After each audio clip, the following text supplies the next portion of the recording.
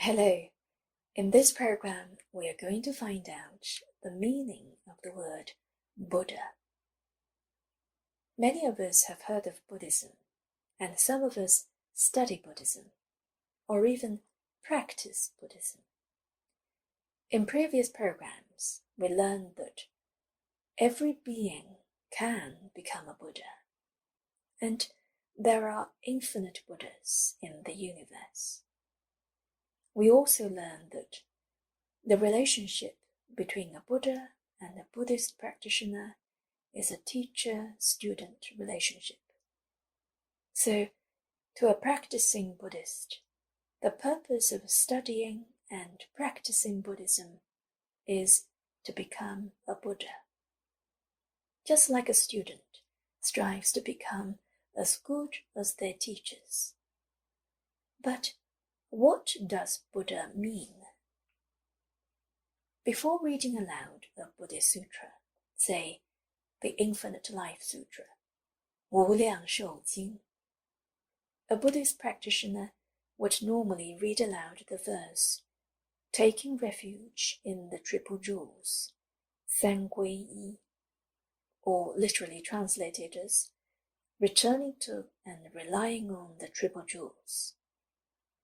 The Triple Jewels refer to the Buddha, the Dharma, and the Sangha. Dharma spells D-H-A-R-M-A, and Sangha spells S-A-N-G-H-A. Here, we need to get one thing straight. In the context of this verse, the Buddha, the Dharma, and the Sangha are not something specific, but representations of something abstract, something inside us. The Buddha represents enlightenment, 觉. The Dharma represents correctness, 正. And the Sangha represents purity, 净. So, the Triple Jewels actually refer to enlightenment, correctness, and purity. 觉, 正, 净. So, taking refuge in the Triple Jewels, or returning to and relying on the Triple Jewels, actually means that we should return to and rely on enlightenment, correctness, and purity. Speaking of enlightenment, some of us might ask, so what's a fully enlightened person like? Well, let's look at a few aspects. A fully enlightened person never does things for themselves. They can always and naturally see things from others' perspectives, and hence they are very understanding and definitely not stubborn. They don't have any likes or dislikes. They love all beings unconditionally. From the depths of their heart, they genuinely love those who are nice to them and also those who hurt them. Because they know that they and all beings are one, and that they and all beings share the same self-nature, which is intrinsically good and pure. What they see is not the differences, but the most important sameness, the intrinsically good and pure self-nature that we all have. Loving all beings without differentiation is actually to love oneself. Their state of mind remains unaffected by their physical, mental environments. They have let go of all desires, they have let go of all emotions, and therefore their state of mind is always stable. They never get angry, not in the slightest. no matter what happens, they always remain tranquil. These are just a few examples of what a fully enlightened person is like. Of course, there are many more aspects to it. But now, let's return to the verse we were talking about earlier. Taking refuge in the Triple Jewels, or returning to and relying on the Triple Jewels. The first line of the verse goes, 皈依佛两足尊. By returning to and relying on the Buddha, I gain the two perfections, and therefore I am honorable. The word Buddha here doesn't refer to any specific Buddha, but refers to the state of enlightenment of a Buddha, and is the very thing that a Buddhist practitioner is striving towards. The second half of the line says, I gain the two perfections.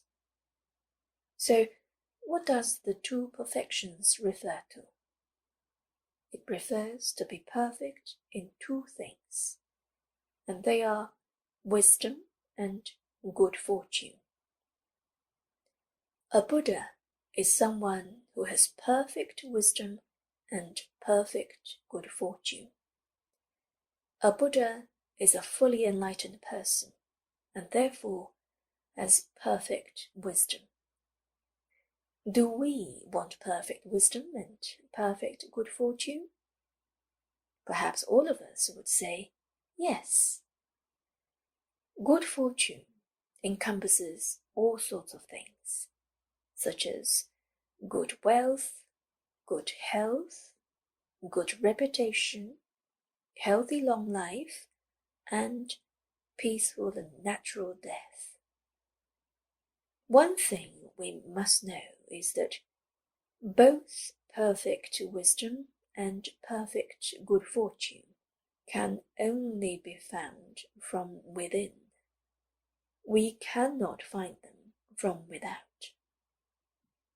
They are something inside us, inside all of us, inside all beings. In the Infinite Life Sutra, Sakyamuni Buddha taught us to be mindful of Amitabha Buddha's name, Amitabha. We will then ask, why did he teach that? What is it that we are mindful of when we are mindful of Amitabha Buddha's name, Amitabha? Well, the answer is quite straightforward. When we are mindful of Amitabha Buddha's name, we are actually mindful of perfect wisdom and perfect good fortune. When we gain rebirth in the Pure Land, the Land of Ultimate Bliss, the land in which Amitabha Buddha is the teacher and we are the students, we will attain both perfect wisdom and a perfect good fortune upon graduation. So, can we do without the Buddha's teachings? Well, if we say no to the Buddha's teachings, we actually say no to wisdom and good fortune. Without wisdom, we are ignorant. Without good fortune, we are poor and lowly.